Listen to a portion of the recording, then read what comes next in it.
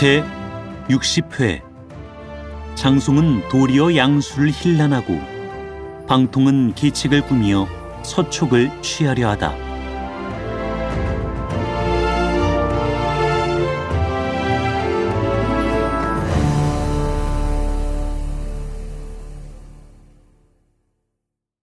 이때 유장에게 계책을 올리겠다고 나선 사람은 익주의 별가로, 성은 장이요, 이름은 송이요, 자는 영년이다.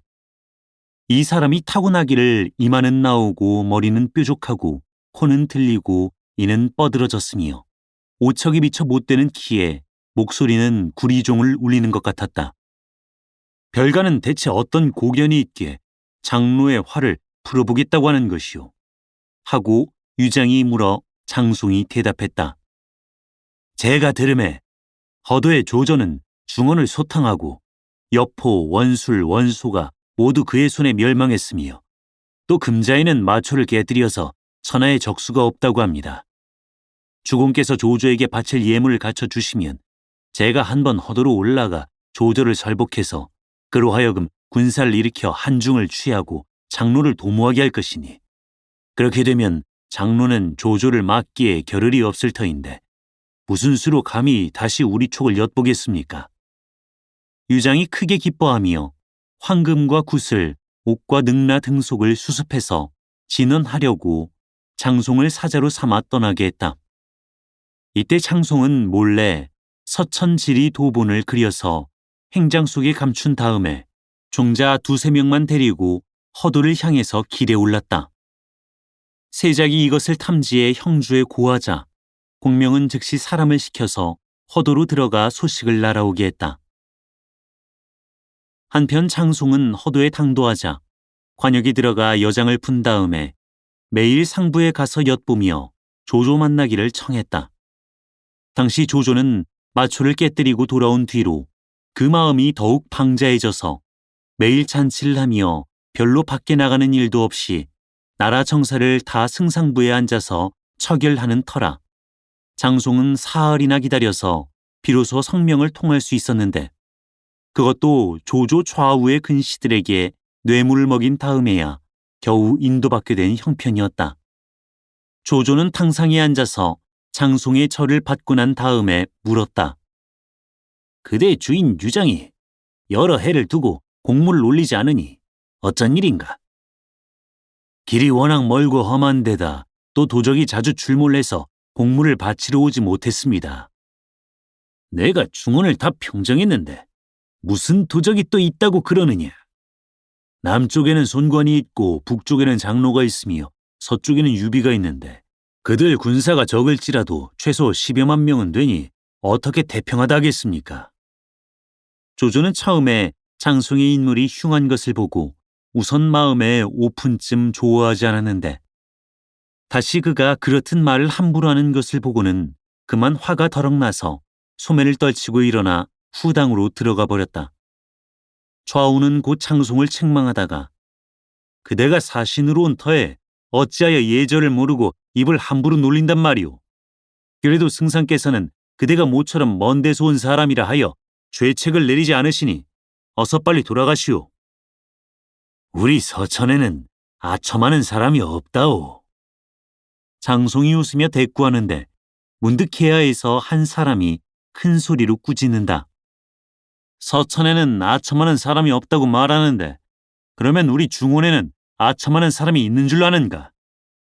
장송이 바라보니 그 사람의 용모가 잠옷 단정하고 풍채가 훌륭하다. 성명을 물으니 태위 양표의 아들 양수로 자는 덕조라 하며 승상문화에서 부고를 맡아보는 주부라 한다. 이 사람은 본래 박학다식하고 언변이 능하며 또 지혜가 남보다 뛰어났다. 장송은 그가 언변이 좋은 사람임을 알아보고 한번 힐난해 볼 생각을 가졌는데 양수 역시 스스로 자기 재주를 믿어 천하의 선비들을 다 우습게 알고 있는 터라 이때 장송이 하는 수작에 풍자하는 뜻이 있는 것을 보고 드디어 그를 끌고 바깥 서재로 나왔다. 손과 주인이 서로 자리를 나누어 앉자 양수가 먼저 말을 붙였다. 촉도가 기구한데 멀리서 오느라 수고하셨소. 주공의 분부를 받들었음에 비록 어떤 괴로움이나 위험한 일이라도 감히 사양할 바가 아닙니다. 족의 풍토가 어떠하오? 족은 서군이니 옛 이름은 익주라. 지세를 말하면 금강은 험하고 검각은 웅장한데 주위가 208정이요. 종행 3만여리로 어디를 가나 달 구는 소리와 개 짖는 소리가 서로 들리며 마을과 마을이 있다 끊이지 않고 밭은 기름지고 수목은 무성해서 홍수와 가뭄에 근심이 없고 나라는 부유하고 백성들은 토지의 소산이 매양 산같이 쌓임에 참으로 천하에 이런 것이 없을 것이오. 촉의 인물은 어떻소? 문에는 상여의 부가 있고 무에는 복파의 재주가 있으며 의술에는 준경의 능함이 있고 복수에는 군평의 오묘함이 있어서 삼교 구류에 같은 무리에서 뛰어나고 한 동아리 중에서 빼어난 사람은 이루 셀 수가 없으니 어찌다 열거할 수 있으리까. 지금 유교옥의 수하에 공과 같은 분이 대체 몇 명이나 돼요. 문무지용을 겸비한 충의지사는 그 수가 거의 100이나 될 것이라 나 같은 것 따위야 실로 수레에 싣고 되로 헤아리려 될 만큼이니 이루 셀 도리가 없소이다. 공은 지금 무슨 벼슬에 계시오? 내 분에 넘치게도 별가의 관직에 있기는 하나 본래 재주가 없어 제 소임을 능히 감당해내지 못하는 형편이지요. 공은 지금 조정에서 무슨 벼슬을 나고 계시오?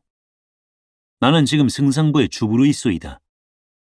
나는 전에 공이 명문세족이라고 들었는데 어째 떳떳하게 조정에 올라가 천자를 보호자 하지 못하고 구구스럽게 승상 문화에서 일개 아전으로 계신단 말이오. 양수가 그 말을 듣고는 그만 만년에 부끄러워하는 빛을 띠면서도 유들유들하게 말했다. 내가 지금 비록 낮은 벼슬에 있기는 하지만 승상께서 군정 전량의 중책을 맡기셔서 이제 조만간 승상의 가르침을 많이 받아 크게 깨닫는 것들이 있기에 이 소임을 맡은 것입니다. 장송이 웃으면서 말했다. 내가 들음에 승상이 문에 있어서는 공맹의 도에 박지 못하고 무에 있어서는 소노의 기모에 달하지 못하며 억지로 패도를 써서 높은 자리를 차지하고 있는 것이랍니다. 그런데 무슨 남을 가르칠 것이 있어서 그대가 깨닫는 것이 있단 말이오. 공이 멀리 변방에 계시니 어찌 우리 승상이 높으신 재주를 아시겠소. 내 시험 삼아 공에게 하나 보여드릴 것이 있소. 양수는 즉시 좌우에 명하여 책기 속에서 책 한 권을 가져오라고 하여 장송에게 보여주었다. 장송이 받아서 그 표제를 보니 맹덕신서라 쓰여 있다. 그는 처음부터 끝까지 쭉 한 번 훑어보았다. 모두 13편으로 되어 있는데 용병유법을 서술해 놓은 것이었다. 장송은 책을 다 보고 나서 양수를 향해 물었다. 그래, 이것이 대체 무슨 책이란 말이오? 이것은 바로 승상께서 널리 고금의 서적을 참작하시고 손자의 13편을 본떠 저술하신 책이오. 공은 승상이 재주가 없다고 비웃지만 이 책이야말로 가히 후세에 전할 만한 것이 아니겠소. 허허, 이 글은 우리 촉당에서는 비록 삼척 동자라도 다들 외우고 있는 것인데 신설하니 무슨 말이오. 본래 이 책으로 말하면 전국 시대의 무명시가 지어놓은 것을 조 승상이 훔쳐다가 자기 저술처럼 하고 있는 것인데 그저 조카 같은 사람이나 속아 넘어가지 또 누가 속겠소. 이것은 승상께서 비장하고 계신 책이라 비록 이처럼 완성되었지만 아직 세상에 전하지는 않은 것인데 공의 말이 촉당의 어린아이들도 다 줄줄 외우고 있다니 그게 대체 누구를 속이는 말씀입니까? 만일에 공이 믿지 않는다면 어디내 시험 삼아 한번 외워보리다. 장송은 말을 마치자 맹덕신서를 처음부터 끝까지 쭉 내리 외우는데 글자 한자 틀리지 않았다. 양수는 깜짝 놀라 공이 단지 한 번 본 것을 잊지 않고 있으니 참으로 천하의 기재요 하고 탄복했다. 후세 사람이 그를 칭찬해서 지은 시가 있다. 고귀하구나 그 얼굴, 청고하구나 그 모양. 언변은 삼협에 물을 쏟듯 눈은 탄번에 10줄 글을 보내. 담도 커서 서천에서 으뜸이거니와 문장도 태어를 찌르네. 제자 백가서를 한 번 보면 다 외우는구나. 이때 장송이 하직하고 돌아가려 하니 양수가 이를 만류한다. 공은 아직 관역에 나가 며칠 더 머무르시오. 내 다시 한번 승상께 여쭤서 뵙게 해드리리다. 장송은 그에게 살해하고 물러나왔다. 양수는 그 길로 들어가서 조조를 보고 말했다. 아까 승상께서는 어찌하여 장송을 그처럼 홀대했습니까? 불손한 말을 하기에 내 짐짓 홀대했네. 승상께서는 전에 예영 같은 사람은 오히려 용납해 주시면서 어찌하여 장송은 싫어하십니까? 예형으로 말하면 문장이 당대에 널리 알려져 있으므로 내 차마 죽이지 못했던 것이지만 장송이야 무엇이 능한 데가 있다고 그런단 말인가. 그가 워낙 구변이 청산유수인 것은 다시 말씀할 나위도 없는 일이겠습니다만 아까 승상께서 쓰신 맹덕 신설을 보여주었더니 단지 한 번 보았을 뿐인데 그 자리에서 줄줄 내리외우는 것입니다. 이 같은 방문 강기는 실로 세상이 흔치 않다고 하겠는데 장송의 말인즉 그 글이 본래 전국 시대에 어느 무명씨가 지은 것으로 촉당에서는 어린아이들까지 다 외우고 있다더군요. 그 말을 듣자 조조는 그럼 혹시 이 사람이 내 뜻과 우연히 맞는 것이나 아닌지 모르겠군 하고 즉시 그에게 분부하여 그 책을 갈갈이 찢어서 불살라버리게 했다. 이 사람을 또 한 번 대면하셔서 조정의 위세를 보여주는 것이 어떨까요? 내가 내일 서쪽 조련장으로 나가서 군사를 점검할 테니 그대는 먼저 그를 데리고 와서 한번 우리 군용의 위용을 보여준 다음에 돌아가거든 내가 이제 강남에 내려갔다가 곧 서천을 취하러 가겠다는 말을 전해주게. 양수는 명을 받고 물러갔다. 그 이튿날 양수는 장송을 데리고 조련장으로 갔다. 조조가 나와서 호위군 5만 명을 모아놓고 점검한다. 과연 갑옷과 투구는 선명하고 전포는 찬란하며 징소리와 북소리는 천지를 진동하고 창검은 햇빛에 번쩍이는데 사면팔방으로 각각 대오를 나누니 오색 깃발은 바람에 나부끼고 사람과 말들은 당장 하늘에라도 오를 듯한 기세다. 그러나 장송은 이 광경을 곁눈으로 흘겨볼 뿐이다. 한동안 지나 조조는 장송을 앞으로 불러 손으로 가리키며 물었다. 어떤가? 서천에서도 이런 영웅들을 보았는가? 우리 촉중에서는 이러한 군사는 본 일이 없고 오직 인의로 백성들을 다스릴 뿐입니다. 이 말에 조조는 낯빛이 변해 그를 노려본다. 그러나 장송은 전혀 두려워하는 빛이 없다. 양수가 연방 그에게 눈짓하는데 이때 조조가 다시 장송을 보고 말했다. 내가 천하의 쥐 같은 무리를 마치 초계와 같이 보는 터이니 대군이 한번 이르는 곳에 싸워서 이기지 못한 일이 없고 취하지 않은 것이 없으며 또 내게 순종하는 자는 살고 나를 거역하는 자는 죽음이 있었을 뿐이다. 그대는 이를 알고 있는가?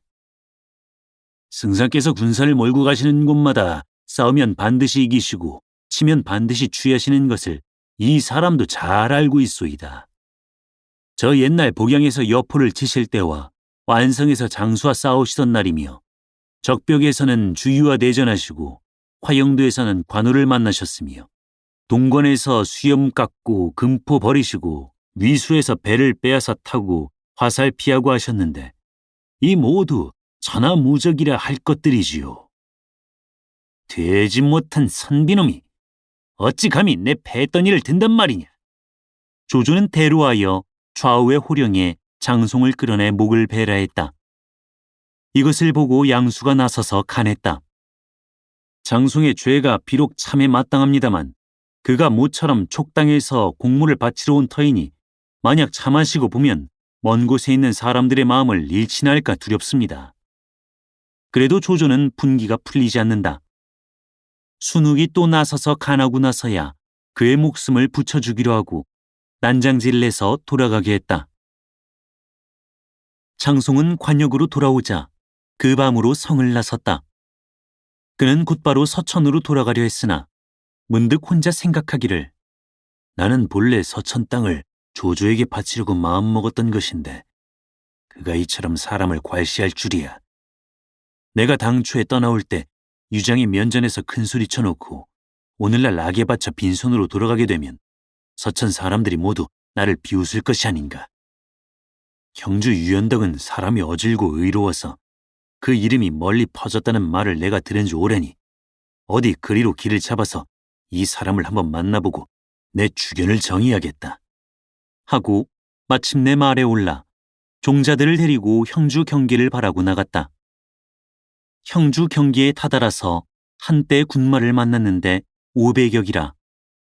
우두머리 되는 대장 하나가 가벼운 몸차림으로 말을 멈추고 앞에서 물었다. 거기 오시는 분이 혹시 장별가가 아니십니까? 그렇소이다. 그 장수는 곧 황망히 말에서 내려 예를 베푼다.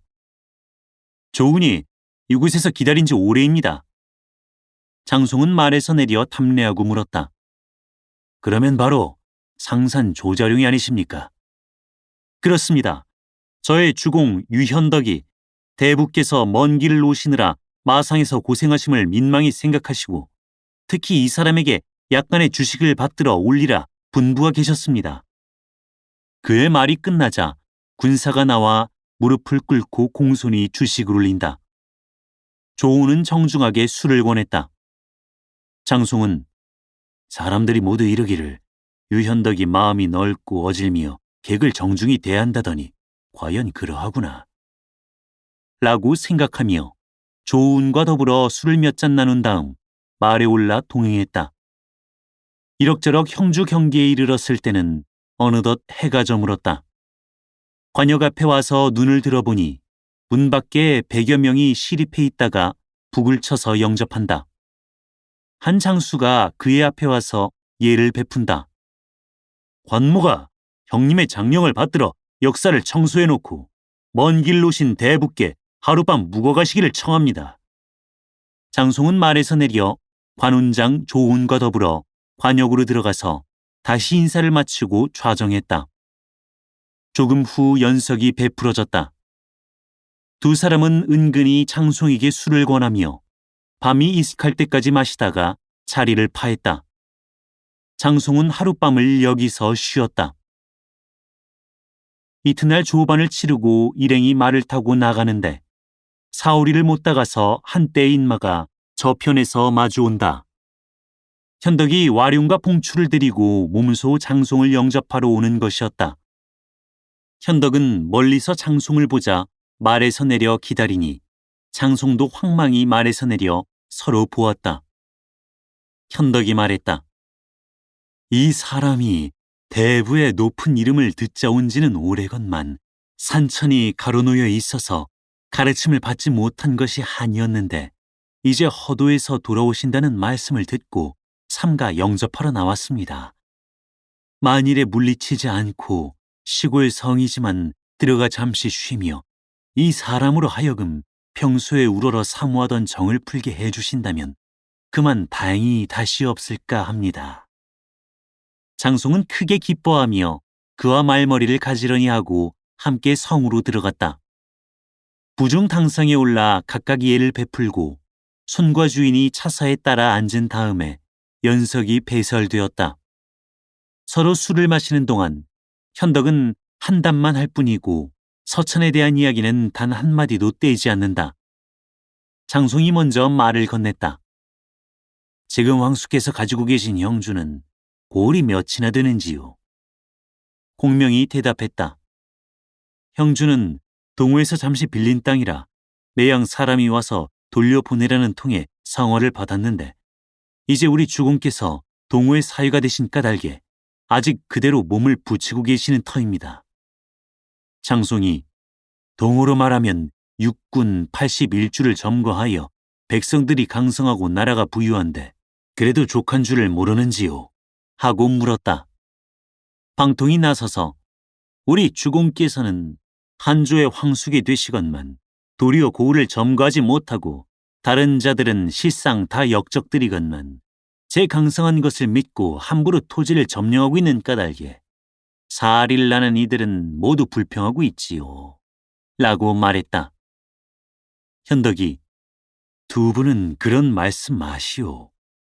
내가 대체 무슨 덕이 있다고 감히 많이 바라리까 라고 하자 장송은 그렇지 않습니다. 명공께서는 한실 종친이시오. 또 인의가 사해를 덮으셨으니 고을들을 점거하시는 것은 고사하고 바로 정통을 대신하셔서 천자의 자리에 오르신다 해도 분수 밖의 일이라고는 말하지 못할 것입니다. 하고 답한다. 현덕은 공수하고서 공의 말씀이 너무 지나치십니다. 유비에게 그것이 어디 감히 마땅한 일입니까? 라고 말했다. 이로부터 현덕은 장송을 머무르게 하는데 사흘을 두고 연석을 베풀어 그를 대접하되 서천에 관한 말은 이런 반구도 꺼내지 않았다. 장송이 하직을 고하고 떠나는 날 현덕은 성에서 10리 떨어진 정자에 술자리를 버려놓고 그를 천수하는데 술잔을 들어서 권하며 이번에 대부께서 버리지 않으시고 사흘을 머물러 주셔서 정의를 펴게 하시니 실로 감격했는데 오늘 떠나가시니 어느 때나 다시 가르침을 받게 될지 기약이 없습니다. 하고 말을 마치자 눈물을 줄줄 흘렸다. 장송은 속으로 현덕은 이처럼 마음이 너그럽고 어지러서 선비를 사랑하니 내 어찌 그를 저버리겠는가. 차라리 이 사람을 설복해서 서천을 취하는 것이 좋을 것이다. 라고 생각하며 마침내 입을 뗐다. 저도 역시 명공을 조속으로 모시고 싶다는 생각은 하면서도 아직 아무 방법이 없는 것이 아닙니다. 그런데 제가 보기에 형주란 곳이 동쪽에는 손건이 항상 범처럼 도사리고 앉아 넘겨다보고 북쪽에는 또 조조가 매양 고래같이 삼키려드니 아무래도 오래 지키고 계실 땅이 아닌 것 같습니다. 나도 그런 줄은 알고 있으나 달리 몸둘 곳이 없습니다. 익주는 요해처로 옥야천리라 백성들은 많고 나라는 부유한데 제모 있는 선비들이 황숙의 덕을 사모해 온 지 오래니 만약에 형양의 군사를 거느리고 한번 멀리 달려 서쪽으로 나오시면 가히 배업을 이루며 한시를 일으켜 세울 수 있을 것입니다. 그것은 유비에게는 실로 과분한 말씀입니다. 그리고 유익주로 말하면 역시 한실 종친으로 그 은택이 촉 안에 깔린 지 오래니 이제 다른 사람이 무슨 수로 그것을 흔들어 본단 말씀입니까? 제가 결코 주인을 팔아서 영화를 구하려는 것이 아니라 이제 명공을 만나 뵈었기에 감히 간담을 피력하지 않을 수 없는 것입니다. 유계옥이 비록 익주 땅을 가지고 있다 하나 천성이 어리석고 겁이 많으며 줏대가 없어서 어질고 재주 있는 사람을 쓰지 못하며 더욱이 장로가 북쪽에 있어 매양 침범할 생각을 품고 있는 까닭에 민심도 어지러워서 모두 영명한 주인을 그리워하고 있는 형편입니다. 제가 이번에 길을 나서 조조에게 그 땅을 드리려 한 것인데 뜻밖에도 그 역적놈이 간웅의 본색을 드러내서 사람을 너무나 업신여기는 까닭에 특히 명공을 찾아뵈러 온 것이니 명공께서는 부디 먼저 서천을 취하셔서 근본을 삼으시고 다음에 북으로 한중을 도모하며 다시 중원을 거두시어 조정을 바로잡으신다면 이름이 청사에 전해질 것이며 그 공적이 실로 막대할 것입니다. 만일 명공께서 서천을 취해 보려는 뜻이 있으시다면 제가 견마의 수고를 다하려 하는데 좋은 이에 어떠하십니까? 공의 후인은 오직 감격할 따름이나 다만 유기옥이 유비와 동종이라 만약 그를 친다면 천하가 다 유비를 욕할 것이 두렵소이다. 대장부가 세상에 남에 공을 세우고 기업을 일으키려거든 남보다 앞서야 합니다. 이제 취하지 않았다가 다른 사람에게 빼앗기고 보면 그때 가서 후회하신데도 때는 이미 늦습니다. 내 들음에 촉당의 길이 워낙 험해서 천산만수의 술에는 바퀴를 가지런히 못하고 말은 고삐를 나란히 못한다고 하니 비록 취하려 하더라도 무슨 계책이 있겠습니까? 그 말을 듣자 장송은 소매 속에서 지도를 한 장 꺼내 현덕에게 주며 제가 유공의 성덕에 감격하여 이 지도를 드립니다.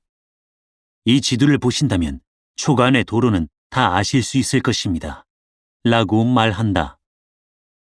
현덕이 받아서 펴보니 길의 이정, 원근, 면적이며 산과 강의 유해처들 그리고 부구의 전량이 빠짐없이 일일이 기입되어 있는 것이다. 명군께서는 속히 도모하시는 것이 좋겠습니다. 저에게 서로 마음을 허락한 친구 둘이 있으니 곧 법정과 맹달이라. 이 두 사람이 이를 도울 것임에 그들이 형주에 오는 때는 진정을 털어 함께 의논하십시오. 현덕이 공수하고 청사는 늙지 않고 유수는 길이 있으니 후일의 대사가 이루어지면 내 반드시 그 은공을 후히 갚겠소이다. 하고 깊이 살해했다. 그러자 장송이 제가 밝은 주인을 만나 진정을 다해서 말했을 뿐이니 어찌 더 바랄 것이 있겠습니까? 하고 말을 마치고 하직을 고한다. 공명은 운장 등에게 분부해 수십 리 밖까지 그를 배웅하고 돌아오게 했다. 장송은 익주로 돌아오자 먼저 제 친구 법정부터 찾아보았다. 법정의 자는 효직이니 옛적 부풍군 사람이며 현사로 알려진 법진의 아들이다. 장송은 법정을 보고 먼저 조조가 심히 오만하여 어진 선비들 넙신 여기니 근심을 같이 나눌 수 있을지언정 도저히 즐거움을 함께할 수 없는 사람이라는 말을 자세히 한 다음에 그래, 내가 익주를 유왕숙에게 바치기로 허락하고 형과 상의하러 온 것이오. 하고 말했다. 이 말을 듣고 나서 법정이 말했다. 나도 유장이 무능한 것을 알고 있는 까닭에 벌써부터 유왕숙에게 마음을 둔 지 오래요. 우리 마음이 서로 같은데 또 무엇을 의심하리요. 조금 지나서 맹달이 찾아왔다. 맹달의 자는 자경이니 법정과 동양 사람이다. 맹달이 방으로 들어오자 법정이 마침 장송과 밀담하고 있는 것을 보고 대뜸 내 이미 귀공들의 심중을 알고 있어. 누구에게 익주를 바치자는 것이오? 라고 한다. 장송이 말했다. 과연 그러한데 대체 누구에게 바치려 하는지 어디 형이 맞춰보시오. 유현덕이 아니고는 안 돼요. 세 사람은 함께 손뼉을 치며 크게 웃었다. 법정이 장송을 보고 말했다. 형은 내일 유장을 보면 어떻게 하실 작정이오? 내가 두 분을 사저로 천거할 테니 공들은 부디 형주로 가주시오. 두 사람은 이를 응낙했다. 이튿날 장송이 유장에게 가니 유장이 묻는다. 갔던 일이 어떻게 되었소? 조조로 말씀하면 역적이라 천하를 찬탈하려 하니 믿을 것이 있겠습니까? 분더러 그자는 진작부터 우리 서천을 뺏으려고 벼르는 모양입니다. 그럼 이 일을 장차 어떻게 했으면 좋겠소? 제게 계책이 하나 있습니다. 주공께서 그대로만 하신다면 장로와 조조가 감히 서천을 범하지 못할 것입니다. 대체 어떤 계책이요? 형주의 유왕숙은 주공과 마찬가지로 한실 종친입니다. 그는 천성이 인자하고 관우하여 장자의 풍도가 있습니다. 적벽대전에서 조조가 군사를 다 죽인 뒤로는 그의 이름만 들어도 간담이 서늘해하는 형편이니 하물며 장로 따위겠습니까? 주공께서는 부디 그에게 사자를 보내서 좋은 정의를 맺으십시오. 그가 외원이 되어준다면 가히 조조와 장로를 막을 수 있을 것입니다. 나 역시 그 생각을 한 지 오래요. 그런데 누굴 사저로 보냈으면 좋겠소? 법정과 맹달이 아니고는 불가합니다. 유장은 즉시 두 사람을 불러 먼저 글 한 통을 써서 법정에게 주고 형주로 가서 정의를 통하게 한 다음에 맹달을 시켜서 정예병 5,000기를 거느리고 가서 현덕이 서천으로 들어오는 걸 도우라고 했다. 한창 이렇듯이 의논하고 있을 때 한 사람이 얼굴에 온통 땀을 흘리며 안으로 뛰어들어오더니 큰 소리로 외쳤다. 주공께서 장송의 말을 들으시면 마흔한 게 주군이 곧 남의 손에 들어가고 말 것입니다. 장송이 소스라치게 놀라 그 사람을 보니 그는 서량 중파 사람으로 성은 황이요 이름은 권이요 자는 공형이라. 이때 유장이 부중에서 주부 벼슬을 하고 있었다. 현덕은 나와 동종이라서 내가 그와 정의를 맺어 구원받으려는 터에 그대는 어째 그런 말을 하오? 이 사람이 유비를 잘 알고 있습니다. 그는 사람을 관우하게 대하며 유하되 능히 강한 것을 이기니 천하에 짝이 없는 영웅입니다.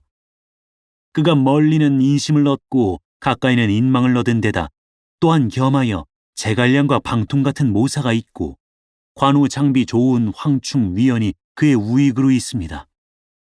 이제 그를 우리 촉으로 불러들여 명공의 지위 밑에 있게 하자니 유비가 지위를 받을 만무한 일이요. 그렇다고 빈객의 예로 대접하자니 또한 일국의 두 주인을 용납할 수 없습니다.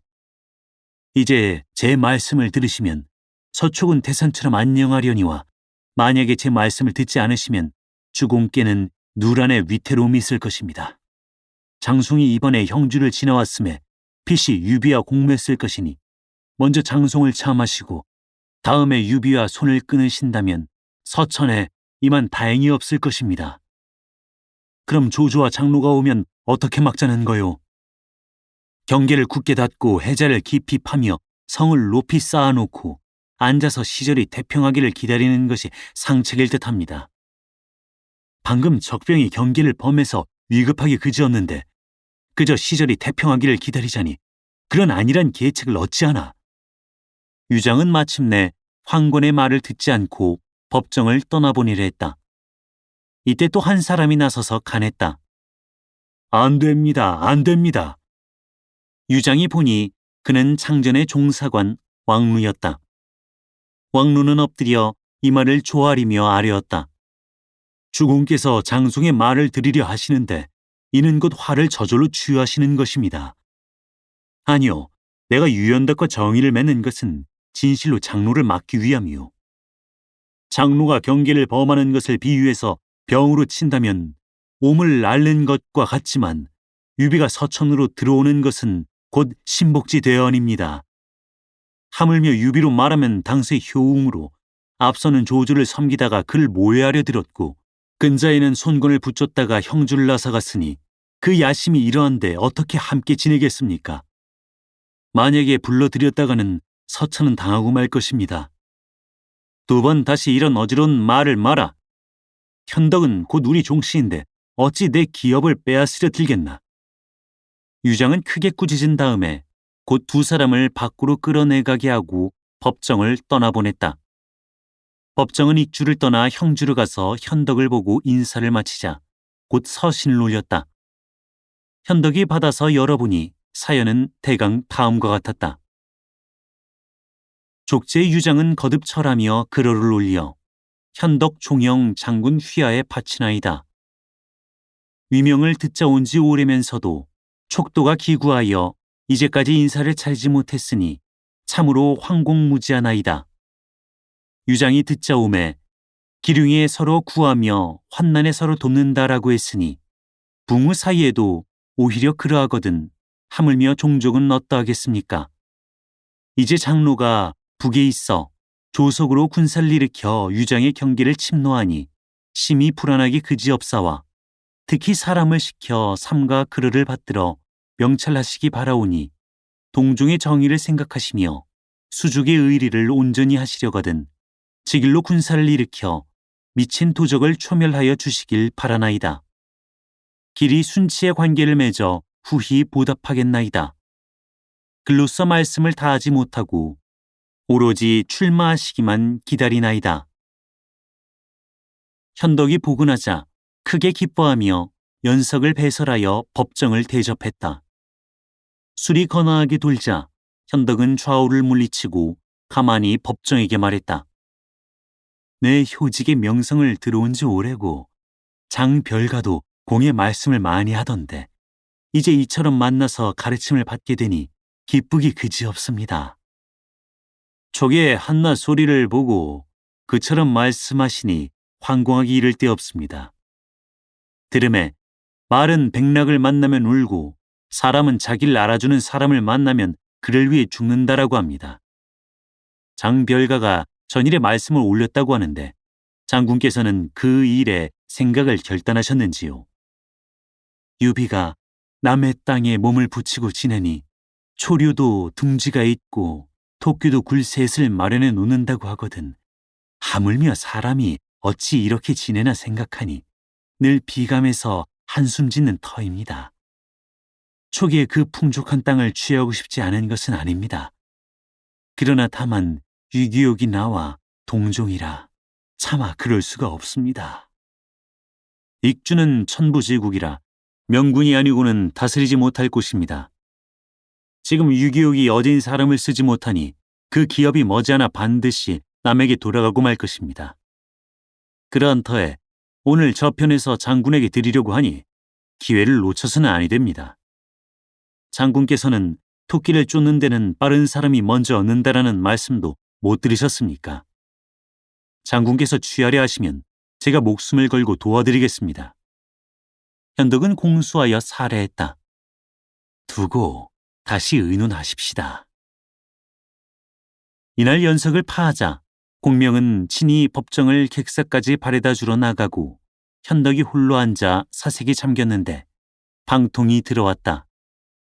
마땅히 결단해야 할 일에 결단하지 못하는 것은 어리석은 사람입니다. 그렇듯이 고명하신 주공께서 어찌 이처럼 망설이십니까?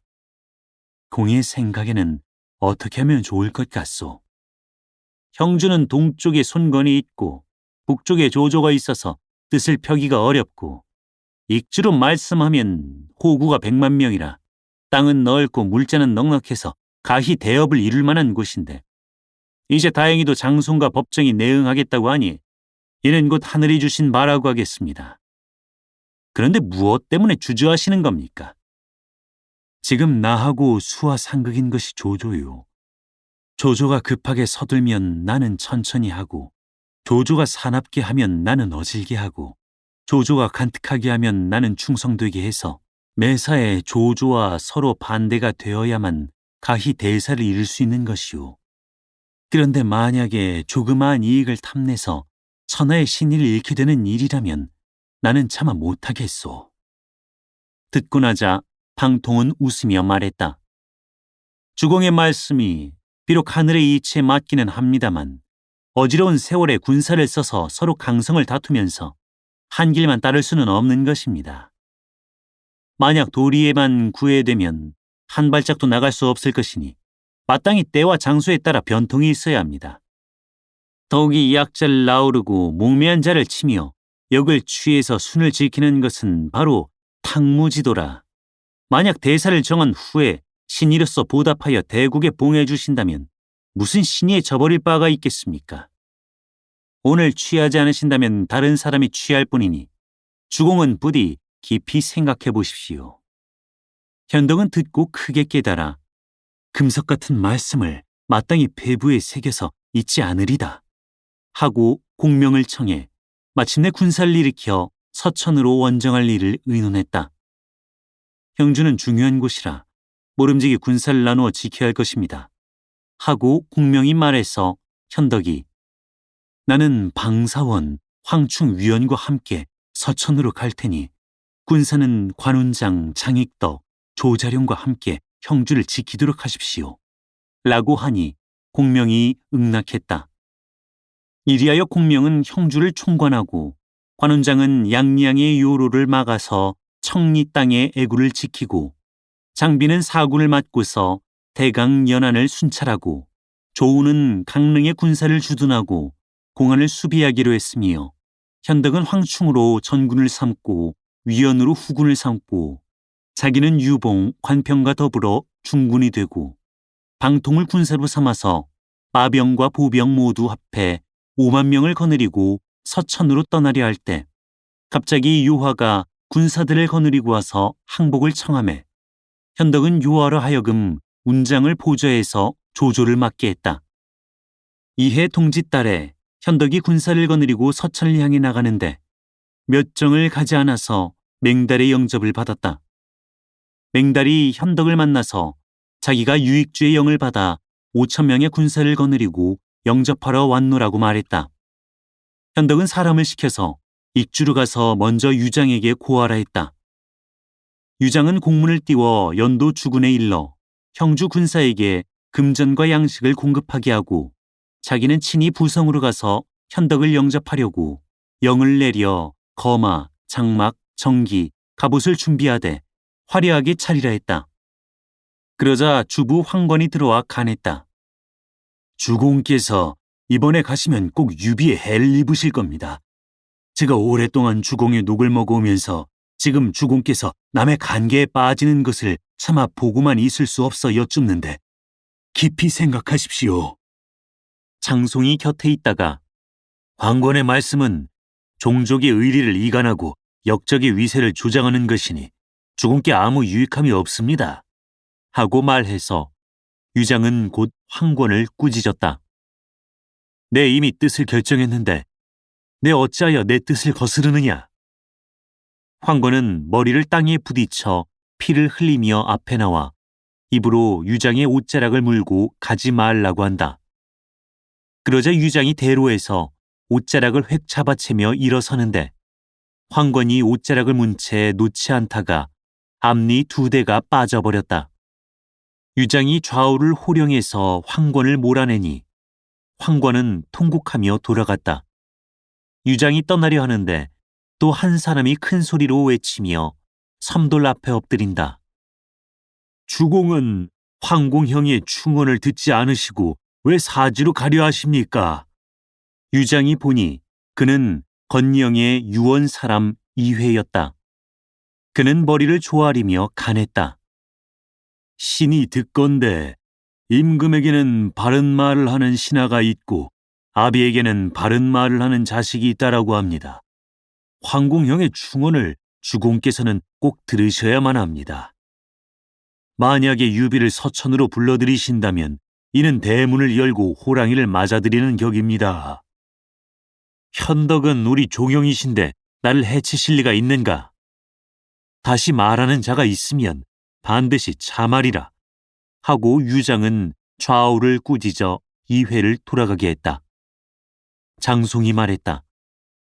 지금 초계 문관들은 저마다 처자만 돌보고 주공을 위해서는 힘을 다하려 아니하며 또 모든 장수는 공을 믿고 교만해서 각기 두 마음을 품고 있으니 유황숙의 힘을 빌리지 않는다면 적은 밖에서 치고 백성은 안에서 칠 것입니다. 이는 반드시 패망하고 마는 길입니다. 유장은 그 말을 듣고 장송을 치하한다. 공의 모든 말이 참으로 나를 위한 것이요. 이튿날 유장이 말에 올라 유교문으로 나가는데 사람이 와서 고한다. 종사 왕루가 밧줄로 제 몸을 얽고 성문 위에 거꾸로 매달려 있는데 한 손에는 가나는 그러를 들고 또 한 손에는 칼을 쥐고서 하는 말이 만일에 간언을 들어주시지 않으면 제 손으로 밧줄을 끊고 대문 앞땅에 떨어져 죽어버리겠노라고 한답니다. 유장은 왕루가 들고 있는 글을 받아오라 해서 보았다. 내용은 다음과 같았다. 익주 종사 신 왕루는 피눈물을 뿌려 간절히 아뢰나이다. 신이 듣자오매 좋은 약이 입에는 쓰나 병에는 이롭다고 하옵니다. 옛적에 초회왕이 굴원의 말을 듣지 않고 무관에서 열린 회명에 참가했다가 진나라에 잡혀 마침내 돌아오지 못했습니다. 지금 주공께서 경술이 나가셔서 유비를 부성에서 맞으려 하시니 두렵건대 가실 길은 있어도 돌아오실 길은 없으실 듯합니다. 만약에 장송을 저자에 내어다 목을 베시고 유비와의 언약을 끊어버리신다면 촉당 백성들을 위해서도 이만 다행이 없겠고 주공의 기업을 위해서도 이만 다행이 없을까 하나이다. 유장은 대로하여 내 난초를 가까이 하고자 하는 마음으로 어진 이를 영접하는 터에 내 어찌하여 번번이 나를 모욕하느냐 하고 꾸짖으니 왕루는 한 소리 크게 외치며 제 손으로 밧줄을 끊어 땅에 머리를 부딪혀 죽고 말았다. 후세 사람이 이를 탄식하여 지은 시가 있다. 성문에 거꾸로 달려 간언을 바쳤구나. 제 한 목숨 내던져 유장에게 보답했네. 이 부러진 저 황권은 종래 항복했거니 제어의 왕루로 더불어 절개를 논하랴. 이리하여 유장은 3만 인마를 거느리고 부성으로 가는데 그 뒤로 현덕의 군사를 위해서 군량과 돈과 비단을 가득 실은 술에 천여 채가 따랐다. 한편 현덕의 전군은 이미 점강에 이르렀는데 가는 곳마다 첫째는 서천에서 공급해주는 것이 있고 둘째는 현덕의 군령이 엄해서 한 가지 물건이라도 함부로 백성에게서 취하는 자는 목을 벤다는 명령이 있어 그들이 지나는 곳의 백성들은 조금도 피해를 입지 않았다. 이리하여 백성들이 늙은이를 부축하며 어린 것에 손을 잡고 길이 미어지게 나와 향을 사르며 영접하는 형편이었다. 현덕은 일일이 좋은 말로 위무하며 지나왔다. 이때 법정은 방통에게 가만히 말했다. 근자의 장송이 이리로 밀서를 보내왔는데 부성에서 유장과 만나는 자리에서 도모하는 것이 좋겠다고 했으니 이 기회를 놓쳐서는 안 될 것입니다. 공은 이 말을 아무에게도 하지 마시오. 서로 만났을 때 기회를 보아 착수하겠소이다. 만일에 앞질러 이 말이 샜다가는 중도에서 변이 일어나고 말 것이오. 방통이 이렇게 말해서 법정은 마음속에 숨기고 말을 내지 않았다. 부성은 성도에서 거리가 360리 떨어져 있었다. 유장이 먼저 당도에서 현덕에게 사자를 띄우고 양편 군사가 모두 부강에 주둔했다. 현덕이 성으로 들어와서 유장과 대면하는데 서로 형제간의 정을 나누고 예를 마치자 눈물을 뿌려가며 진정을 털어놓고 이야기했다. 이윽고 연석을 파하자 두 사람은 각기 제 영체로 돌아가서 쉬었다. 유장이 여러 관원에게 황권과 왕로가 참 가소로워. 우리 종영의 마음도 모르고 그런 의심을 하다니. 내 오늘 보니 참으로 어질고 의로운 분이야. 내가 이분을 외원으로 삼았으니 이젠 조조와 장로는 근심할 것이 없어. 장송이 아니었으면 큰 낭패를 볼 뻔했지. 하고 입고 있던 녹포를 벗어 황금 500냥과 함께 종제를 시켜 성으로 가져가 장송에게 주게 했다. 이때 유괴, 영포, 장임, 등연 등 문무관원들이 나와 간했다. 주공은 아직 기뻐하지 마십시오. 유비는 겉으론 부드러우나 속은 강한 자라 그 마음을 예측하기 어려우니 대비하심이 마땅할까 합니다. 그러나 유장은 껄껄 웃으며 말했다. 그대들은 무슨 근심이 그렇게 많소? 우리 형님이 설마 두 마음을 품겠는가? 사람들은 모두 탄식하며 물러갔다. 한편 현덕이 영체로 돌아오니 방통이 들어와 말했다. 주공은 오늘 석상에서 유기옥의 동정을 보셨습니까? 계옥은 참으로 성실한 사람입디다. 계옥은 좋은 사람이긴 하지만 그 신하인 유기의 장인 같은 자들이 모두 불평의 빛을 띠고 있으니 앞으로의 기륭을 알 길이 없습니다. 제 생각 같아서는 매일 연석을 베풀고 계옥을 청하되 방장 뒤에 도부수 100명을 깔아놓고 주공께서 술잔을 던지시는 것을 군으로 삼아 그 자리에서 죽이게 하시고 그 길로 성도로 밀고 들어가면 칼에 피도 묻히지 않고 화살 한 대 허비하지 않고 가히 대사를 앉아서 정할 수 있을 것입니다. 계옥은 나와 동족으로 성심성의로 나를 대해줄 뿐더러 또한 내가 촉에 처음 들어와 아직 은희와 신의가 서지 못했는데 만약에 그런 일을 하면 위로 하늘이 용납하지 않으실 것이고 아래로 백성들이 또한 원망할 것이라. 공의 이 계책은 비록 패자라도 하려 들지 않는 일일 것입니다. 이것은 제 계책이 아닙니다. 법장이 장송의 밀서를 받았는데 그 속에 이를 늦추지 못하리니 속히 도모하라고 써 보냈더랍니다. 방통의 말이 채 끝나기도 전에 법정이 또 들어와서 말했다. 이 일로 말씀드리자면 저희 자신을 위해 하는 일이 아니라 천명에 순응하려는 것입니다. 현덕이 유기옥은 내 동족이라 차마 할 수가 없소. 하고 응하지 않는다. 법정이 그것은 명공께서 잘못 생각하시는 것입니다. 만약에 그렇게 하지 않으시면 장로가 제 어미를 죽인 원수를 갚고자 반드시 쳐들어올 것입니다. 명공께서 멀리 산천을 건너시고 군사를 몰아 이미 이곳까지 오셨으니 앞으로 나아가면 공이 있으려니와 뒤로 물러나면 아무 유익할 것이 없으리다. 만약에 망설여서 뜻을 정하지 못하신 채 시일을 미루고 보면 마침내 대사를 그르치고 말 것이요. 더구나 계책이 한 번 세어나가는 날에는 도리어 다른 사람의 꾀하는 바가 되고 말 것이니 아무래도 천명과 인심이 함께 돌아온 이때를 타서 출기분리로 속히 기업을 세우시는 것이 실로 상책일까 합니다. 하며 다시 권하고 방통도 또한 재삼 권한다. 주인은 몇 번이나 후덕하려 힘쓰건만 신하들은 한 뜻으로 권모만 올리네. 대체 현덕의 생각이 어떠한고? 다음 회를 보라. 사단법인 올제 제작, 낭독 공준호, 번역 연변인민출판 삼국지 번역팀.